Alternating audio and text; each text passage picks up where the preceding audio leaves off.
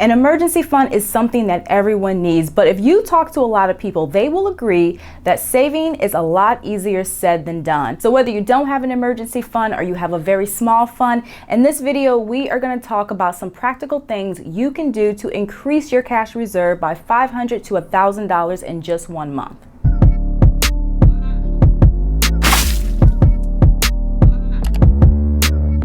One thing you can do is use a skip payment option that might be offered through your finance company or maybe a credit union. And this works if you have like a car loan or maybe a personal loan. This is a provision that a lot of people don't know about, but years ago when I had my car loan through a credit union, I would occasionally get these advertisements saying that I could take a skip payment option without any penalty, where basically I was allowed to skip my monthly payment and the lender would take that monthly payment and move it to the back of my term. What was cool about this provision is that it did not require going through any type of hardship. The credit union, they would send out the emails a lot of times during the holiday season or even during the summertime, trying to encourage people to take advantage of the program so they could have extra money for summer vacations or for their holiday shopping. So if you have a loan through a credit union or maybe another finance company, they may offer this provision. And if so, you could take the skip payment option and whatever you would have paid toward that debt that month,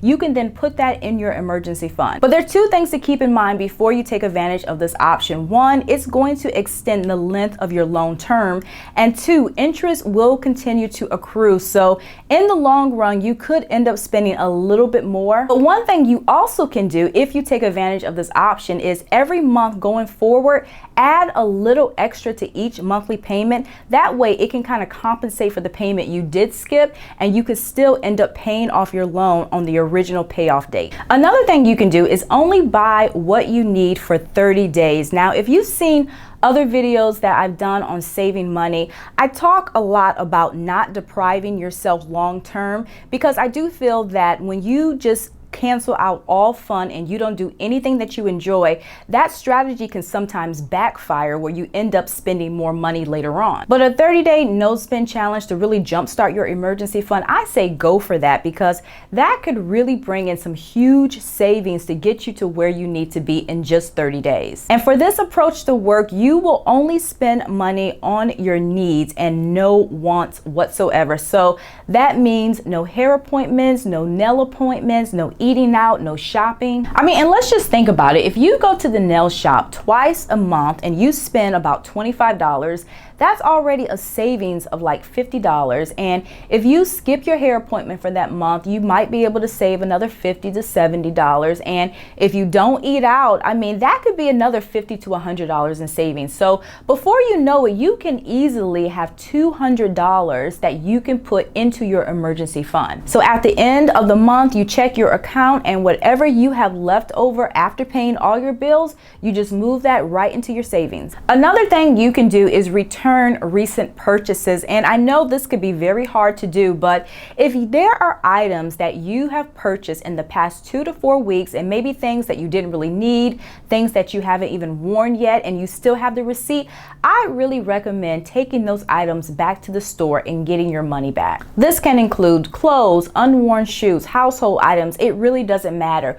Once you get the cash back, put that money into your savings, or if you get a credit to like your credit card or something, take the money that you would have spent on that purchase and put that into savings. Another thing you can do is join the gig economy, even if it's only on a short-term basis, because you know people are busy, and realistically you might not want to commit to a part-time job long-term, something that you're going to do in addition to your full-time work. But if you barely have anything in savings, putting on your hustle hat for about 30 days can really give you the boost that you need. And there are a lot of ways to bring in extra cash that's not going to take too much of your time. And just to give you a few ideas, one thing you can do is sign up for a service like TaskRabbit, where basically people who live in your local area, they might search for someone who can help with specific tasks. It could be moving furniture, it could be putting stuff together, it could be painting their house. And if you have certain skills, or if you're in a position to lend a helping hand, what you can do is sign up as a tasker for the site,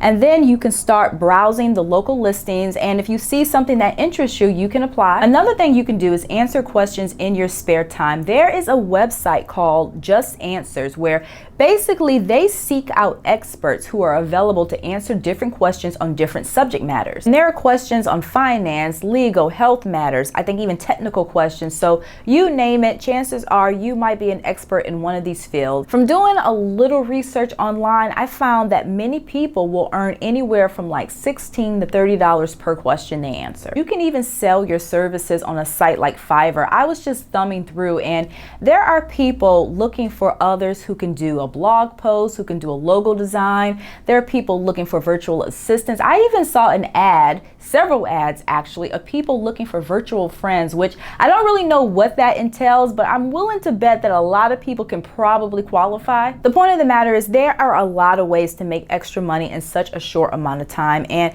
the whole ideal is whatever you make from these extra gigs, after you set aside money for taxes, you want to put most of that money into your savings account. Another thing you can do is ask your employer for overtime. Your employer, they might have work available and they just haven't spoken up. There could be a backlog of work that they need to catch up on, or maybe there's a special project that you qualify to work on. So if you need to make extra money, definitely start with your employer, because you never know, they may be cool with the whole idea. And what's good is that this is your job. So a lot of times you can jump right in. There isn't a learning curve. You don't have to learn anything new. You can just start working immediately. And the fact that you could possibly earn time and a half, I mean, that's not bad too. That's really going to give you the boost you need to build your savings. Another simple thing you can do is every week try and shave at least $25 off your grocery bill. Now, this might seem difficult because, food isn't exactly cheap, but there are a lot of things you can do to really trim your grocery list. And if you're able to do this, I mean, that's $100 every month that you can put into savings. So of course, there's several ways to save money on groceries, and I'm sure you know the obvious ways, such as using a coupon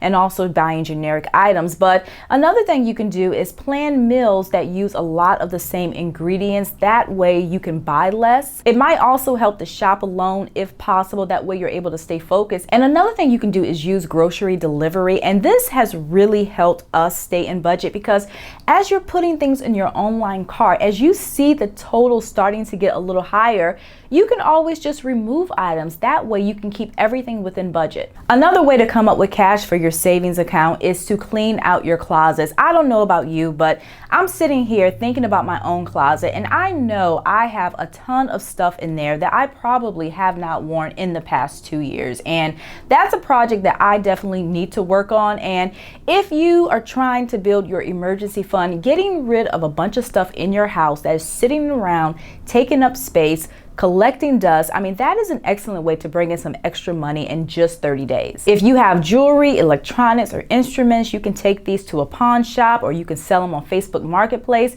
You could have a yard sale and get rid of old furniture and clothes. Or if you have like designer stuff or nice clothes, you have the option of selling them on Poshmark. There are many, many ways to really just unload the clutter and make some extra money in the process. Another thing you want to do, in addition to the aforementioned tips, is set up a recurring transfer from your checking account to your savings account every single week. And it does not have to be a lot. It can be as low as $10 or $25, just as long as you're getting into a habit of transferring the money over. Now, I know some people might say, I don't have money to transfer into my savings every week, and I don't know your finances, so maybe you don't. But what I will suggest is that go through your previous bank statements from the previous 2 to 4 weeks and actually see where your money has been going. Count the number of times you've gone through a drive-through, or count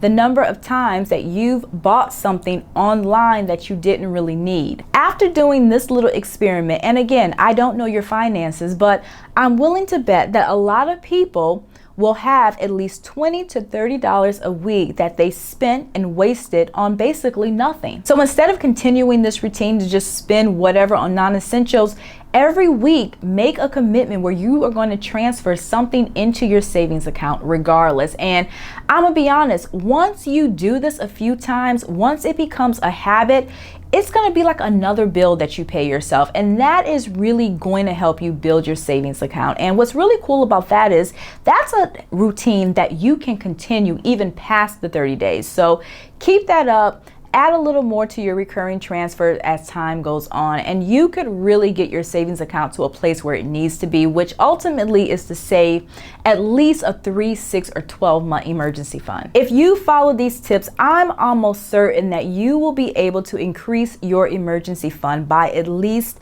$500 in 1 month. And if you don't have a fund, this is a great way to get something started. But you don't want to stop here. If things go well for this month, you want to continue it into the following months. And even if you start adding a little bit more spending back into your budget, at least you should cut back, because that is going to make a big difference in the long run. When you get your cash reserve to a healthy point, you are going to be so happy that you made the sacrifice, because now a lot of those little emergencies that pop up, they won't seem as stressful. Thank you for watching this video. I really hoped you enjoyed it, and if you did, please give me a thumbs up. And also, again, on my channel we talk a lot about money, mostly how you can save money, but also how you can make better decisions with your money. So if you like these types of videos and you haven't already, do me a favor and hit the subscribe button below. I post every weekend and sometimes during the week. So thank you again for watching, and I'll see you in a few days.